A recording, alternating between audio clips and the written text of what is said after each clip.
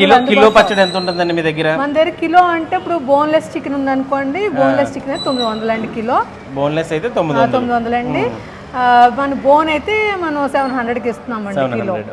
అలాగే మనకి పీత పికిల్ ఉందండి, కొరమేను ఉందండి. ఇది చూసినట్లయితే అపోలో ఫిష్ అండి, చాలా ఫేమస్ అండి ఇది. అపోలో ఫిష్ అండి ఇది. మీరు చూడండి, ఇది చాలా ఇది అపోలో ఫిష్.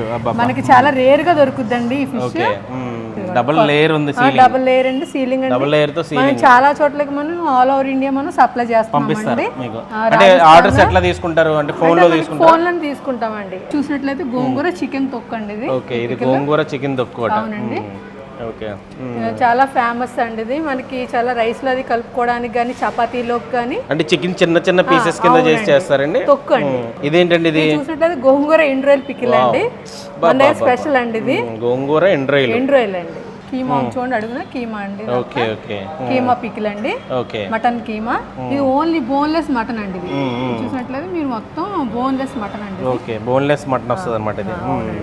ఫ్రాన్స్ అండి, మన దగ్గర ఫ్రాన్స్ బాగా స్పెషల్ అండి. ఫ్రాన్స్. ఓకే, మీరు చూసారా ఫ్రాన్స్ చికెన్? మన దగ్గర ఎక్కువ గ్రేవీ కన్నా పీసులు ఎక్కువ ఉంటాయండి. మీరు ఈ పికిల్ చూస్తేనే మీకు అర్థం అవుతుందండి. ఓకే, గ్రేవీ కన్నా మన దగ్గర పీసులు అయితే ఎక్కువగా ఉంటాయండి.